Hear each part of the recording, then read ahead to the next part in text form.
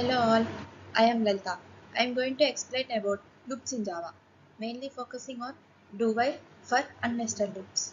Before going to it, let us discuss what is a loop in Java. Loops are the fundamental control structures in programming, allowing a block of codes to be executed repeatedly based on a specified condition. This automation is crucial for handling representative tasks effectively, reducing redundancy and making codes more concise. In Java, the most common loops we use are do while, for, and nested for loop. The do while. The do while loop. The do while loop in Java is unique because it guarantees that the loop body will execute at least once, regardless of the condition. After the initial execution, the condition is evaluated. If the condition is true, the loop continues to iterate, otherwise, it terminates.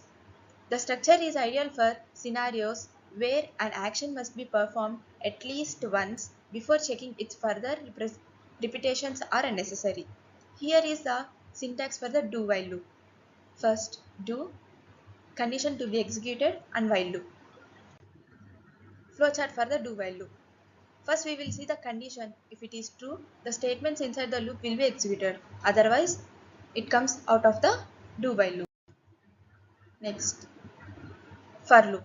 A for loop is a for loop in Java is a causality control flow statement that provides a concise way to write iterative constructions. It is typically used when the number of iterations are known beforehand.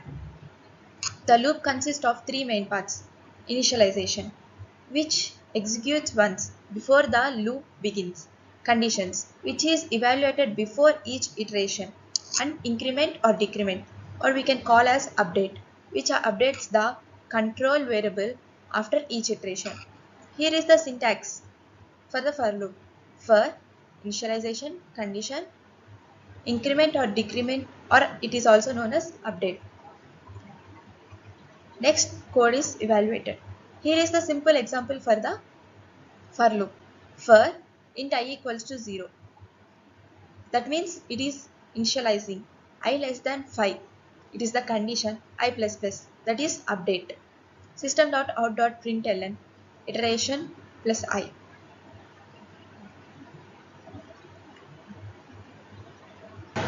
That means I is printing from I equals to 0 to I less than 5. That means 0 to 4.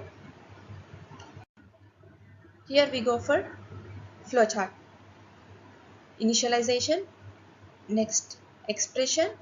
If it is true, we comes to the body of the loop, update, and again goes for the test case, and that means condition. If the condition is false, we will exit the for loop. Next, nested for loop. The nested for loop is a loop placed inside another loop. The structure is powerful for tasking that requires iterating over multiple dimensions, such as processing two-dimensional arrays or generating pattern. The inner loop completes the iteration for each single iteration of the outer loop. Here is the syntax. For initialization of outer for loop and condition for the outer for loop, update for the outer for loop.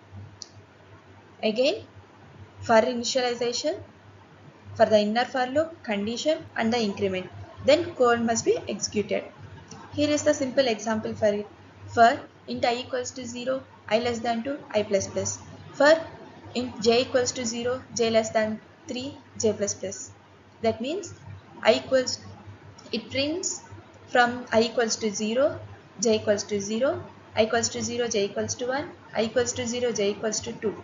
Again, I will be incremented. I equals to 1, j equals to 0, I equals to 1, j equals to 2, I equals to 1, j equals to 2, and there it stops because the condition for the outer for loop is I less than 2. That means if we take I plus plus 1 plus 1, 2, 2 less than 2, the condition is false.